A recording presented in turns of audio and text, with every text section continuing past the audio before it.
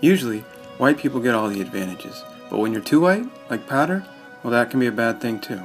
Hi, and welcome to my video essay on the great film Patter, directed by Tim Burton. What the hell is that? If you're new to video essays, don't worry, it's simple. It's just me putting together awesome footage and me talking over it like I'm doing now. You see, Patter is different. His dad don't like him because he's a white freak. That's not my son. And that causes him to be sad and cry. That's not my son, over and over, he says, when talking about little baby Patter. Now, his only option is to abandon him, which creates a bad life for his little boy, who was struck by lightning in the womb, and that's why he looks like that. Why you look like that? See? Really bad life. You look like some kind of vampire from outer space or something. And he's not wrong. But what makes Patter special is that he's actually the smartest guy in the world. All of your tests indicate that you have the most advanced intellect in the history of humankind. Boom. Now we're talking. Payback for Patter. You understand what I'm saying?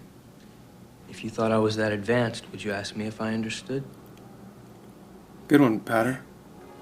You know the whole book? Yes, ma'am, he does.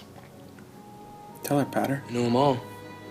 And he's also really intelligent on an emotional level. Have you ever listened to people from the inside? Like here, when he teaches this redhead that it's possible to talk to somebody without using lies or even using sarcasms. With no sarcasms? But the redhead has heard enough. She goes in for a kiss, and they smooch. Now, it's his first kiss, so he doesn't exactly move his lips, but he'll catch on quick because he's so smart, emotionally and mentally. What in the name of God do you think you're doing? And watch how clever the screenplay is here, because the father actually uses sarcasm to mock Patter, and Patter can't even tell because he's such a pure white being. You having a good time with my daughter? Wonderful. Let's move on. Of course, no video essay on Patter is complete without taking a look at this amazing part of the movie. About it, huh?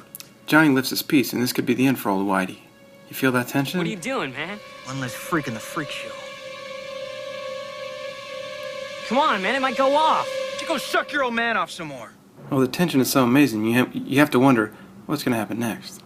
I want you to pay close attention to this scene, and watch how the filmmakers use techniques like close-ups, and how they keep the actors in focus and in the frame.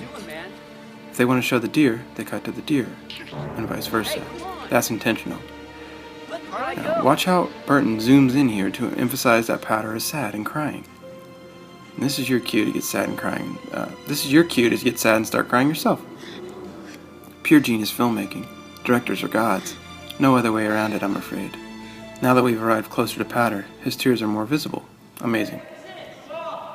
The last thing I'll take a look at is this erotic scene where Patter gets aroused by watching the sight of a hot jock wetting down his body like a sensual sex god. Let's watch. Patter steps in for a better view. It's going to be quite the show. You may remember that Patter ain't gay, but it must be that he's such a genius that he swings both ways willy-nilly. The water drips all over his luscious hair and impressive pecs, and Patter wishes he was that water dripping over that luscious hair, those impressive pecs.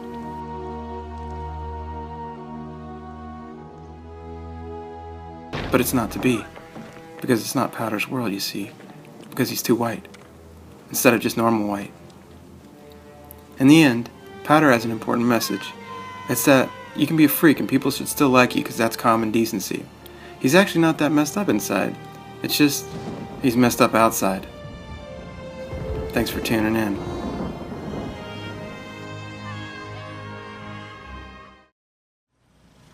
My grandma used to say I have an electric personality.